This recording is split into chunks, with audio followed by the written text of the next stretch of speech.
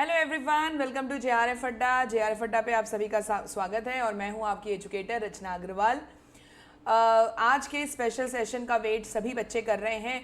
एक तो मेरे इस स्पेशल सेशन से ज़्यादा आप लोग, मुझे पता है, रिजल्ट का वेट कर रहे हैं, जितने भी यूजीसी नेट एस्पिरेंट्स हैं, क्योंकि भाई एनटीए ने जो है परेशान कर रखा है, रिजल्ट नहीं दे रहे हैं। बट फाइनल आंसर की इन्होंने रिलीज़ कर दिया है। सो फाइनल आंसर की के बेस पे आपका एजुकेशन सब्जेक्ट में क्या जेआरएफ का कट ऑफ बनेगा, यही हम आज डिस्कस करने वाले हैं। सो जो भी पहली बार जुड़ रहे हैं उन्होंने मेरा बायो देख लिया होगा। आप सभी को हम लोग यूट्यूब पे जो है बहुत सारी फ्री क्लासेस देते हैं। यूट्यूब से आप जुड़े रहिए हमसे। मैं आपको पेपर 1 लेती हूँ, higher education, people development environment and Indian logic. आप मुझसे मिलिए 10 बजे, 10:10 पे मिलिए आप जेआरएफ अड्डा यूट्यूब प्लेटफॉर्म पे।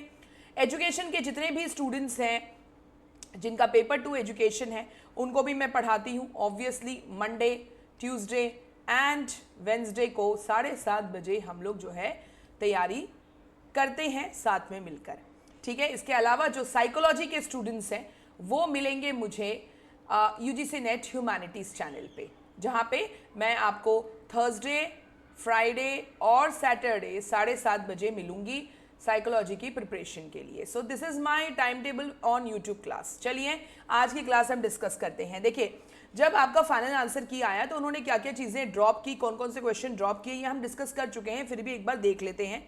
अगर हम देखें तो पेपर 1 में ये डेटा इंटरप्रिटेशन का क्वेश्चन था, जो कि ऑब्वियसली आंसर गलत दे रखा था उन्होंने प्रोविजनल में, उन्होंने आंसर सही कर दिया है। Now the answer is 78 lakh. तो इसके जो है 2 मार्क्स मिल जाएंगे। जिन्होंने भी ये 4th ऑप्शन सही किया होगा वो बच्चा आगे बढ़ जाएगा अपने स्कोर से, और जिन्होंने नहीं किया ऑब्वियसली उनको मार्क्स नहीं मिलेंगे, ठीक है। इसके अलावा पेपर 1 में ही ये पीडीई का क्वेश्चन था, that which of the following agencies launch the international environment education programme. तो इसमें भी जिन्होंने यूनेस्को किया था उनका तो ठीक था, लेकिन कई लोग यूएनईपी भी करके आए थे। Now you have both the answers correct in the final answer की। तो जिसने भी यूएनईपी किया होगा उसको 2 मार्क्स की बढ़ोतरी मिल जाएगी, ठीक है। और जो यूनेस्को किया होगा उनको तो मिलेगा ही मिलेगा, क्योंकि दोनों ही ऑप्शन जो है वो एनटीए ने एक्सेप्ट कर लिया है। अब ये वाला क्वेश्चन नेगेटिव रीइंफोर्समेंट वाला ड्रॉप हो चुका है। ड्रॉप होने का मतलब ये है, हर बार मैं आपको बोल चुकी हूँ, जिन्होंने अटेम्प्ट किया है उन सभी को 2 मार्क्स मिल जाएंगे। इससे कोई ज़्यादा असर नहीं होता, क्योंकि ड्रॉप्ड क्वेश्चन के मार्क्स सभी को मिलते हैं। तो अगर आपने कोई भी ऑप्शन इस पर टिक कर रखा हो उसे कोई फर्क नहीं पड़ता, ये क्वेश्चन ड्रॉप हो चुका है, यानी कि सभी को इसके 2 मार्क्स मिल जाएंगे, ठीक है। इसके बाद ये वाला क्वेश्चन भी, इसमें 2 ऑप्शन सही थे, तो पहले 4 दे रखा था, ऑब्वियसली 1 भी होगा, तो जिन्होंने 1 पे टिक किया था उनको भी जो है 2 मार्क्स मिल जाएंगे, ठीक है। लेकिन हाँ, किसी ने अगर 2 पे किया हो, 3 पे किया हो तो उनको मार्क्स नहीं मिलेंगे, पक्की बात है। So 1 and 4 option is same and both are accepted by NTA. यहाँ पे फायदा हुआ होगा उन बच्चों को जिन्होंने जो है ऑप्शन 3 दिया था, क्योंकि इसका ऑप्शन जो है हम लोगों ने डिस्कस किया था कि 3 होना चाहिए, लेकिन फायदा उनको भी हो गया जिन्होंने गलती से 4 कर रखा था, तो दोनों को ही फायदा हो गया। सो 3 और 4 ऑप्शन जिन्होंने लगाया होगा उनको 2 मार्क्स मिल जाएंगे, बढ़ जाएंगे मार्क्स। अगर आपने 3 किया होगा पहले और ऑब्वियसली प्रोविजनल आंसर की देखकर आपने इसको कम कर दिया होगा, तो अब जो है आप अपने स्कोर में 2 मार्क्स और ऐड कर देंगे, ठीक है। तो ये सारे आपके थे क्वेश्चंस। जो एक क्वेश्चन ड्रॉप हुआ है और जो कुछ क्वेश्चंस थे, 4 क्वेश्चन, जिसमें ऑप्शंस उन्होंने 2-2 सही माना है।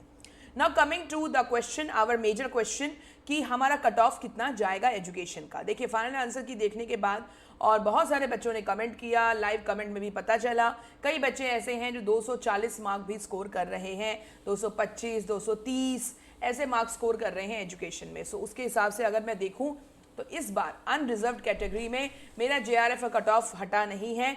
जेआरएफ का कट ऑफ जो है, अगर आप 210 मार्क्स प्लस लेकर आए हैं तो आप सेफ है, ये मुझे लगता है कि फाइनल कट ऑफ होना चाहिए।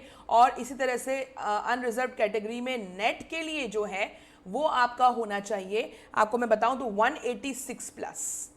मैं आपको 186 प्लस मार्क्स लेके चल रही हूँ कि अगर आपके 186 से ऊपर मार्क्स हैं, that means you are on the safe side. So देख लीजिए आप लोग। और इसमें 3rd कैटेगरी भी आने वाली है जो सिर्फ पीएचडी ओनली की है, तो इसका मैं अंदाज़ा नहीं लगा सकती कि क्योंकि वो किस तरह से कैलकुलेट कर रहे हैं, पहली बार हो रहा है। सो मैं यहाँ पे अंदाज़ा नहीं लगाऊंगी, ये मेरे लिए भी आउट ऑफ रेंज वाला टाइप है, बट जेआरएफ और नेट के लिए मैं अनरिजर्व कैटेगरी में इतना ले रही हूँ, ठीक है, क्योंकि आप लोग के ही स्कोर मुझे पता चले हैं। नाउ इस वीडियो के कमेंट सेक्शन में आप सभी लोग अपना स्कोर ज़रूर शेयर करिएगा कि आपको कितना स्कोर आया है और आप कौन सी कैटेगरी से हैं। इससे और भी ज़्यादा जो है क्लियर पिक्चर बन जाता है कि कितना जो है कट ऑफ जाएगा। अनरिजर्व कैटेगरी का हम देखेंगे तो अगर आपको देखो, मैं आपको पहले ही बता दूं, हर बार हम लोग डिस्कस करते हैं कि मैम दिसंबर का एग्ज़ाम जो है वो कब होगा। देखो कई बच्चे हैं जो हो सकता है इस वाले एग्ज़ाम में निराशा उनको हाथ लगी होगी, नहीं कर पाए होंगे, लेकिन मैं हमेशा बोलती हूँ that it's always next time. भाई इतना ज़्यादा टेंशन में नहीं आना है, क्योंकि अगला ही एग्ज़ाम जो है 2-3 महीने में हो ही जाएगा। मोस्ट प्रोबेबली हो सकता है दिसंबर में ही हो जाए, दिसंबर एंड में, यू नेवर नो, क्योंकि एनटीए अब बहुत अनप्रेडिक्टेबल हो चुकी है। So you never know, December and में हो जाए या जनवरी में आपका एग्ज़ाम हो जाए। तो आपके पास ज़्यादा टाइम नहीं बचा है। मैंने अभी आपको यूट्यूब की मेरी क्लासेस का टाइमिंग बताया है, लेकिन अगर आपको ऐसा लगता है कि नहीं मैम हमें डिटेल में पढ़ना है, आपसे पढ़ना अच्छा लगता है, आप कंसेप्ट क्लैरिटी देते हो, क्योंकि देखिए मैंने हमेशा ही एक बात बोली है कि UGC net exam is the very very short term goal.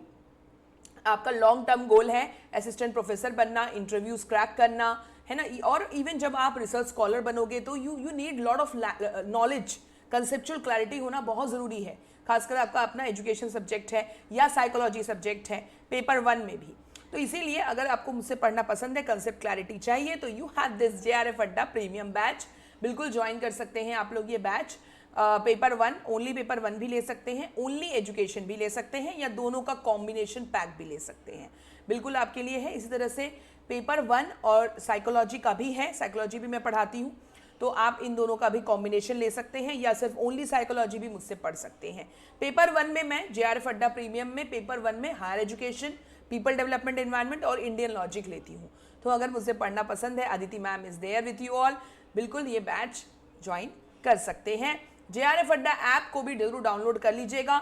ये जितने भी यूट्यूब के स्टूडेंट्स हैं उनके लिए बहुत अच्छा है, क्योंकि अब जो है थ्योरेटिकल क्लासेस, मैंने हमेशा ही बोला है, एक बार क्लैरिटी मिल जाती है, क्लोजर मिल जाता है पुराने बैच का, तो हम लोग जो है न्यू एग्जाम की प्रिपरेशन में सबसे पहले थ्योरेटिकल ही स्टार्ट करते हैं।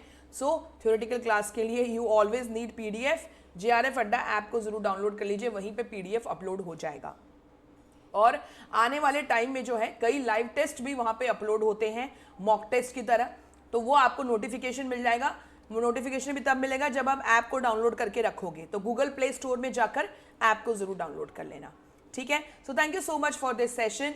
और जिनको भी दिसंबर एग्जाम की तैयारी करनी है, बिल्कुल अभी से पढ़ाई में लग जाएं, अब ज़्यादा वेट ना करें। मंडे से आपकी क्लासेस रेगुलर स्टार्ट हो जाएंगी।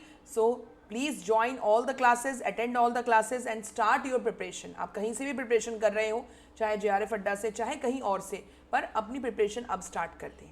सो thank you so much everyone and all the best for your result and all the best for your preparation. Bye bye, take care everyone.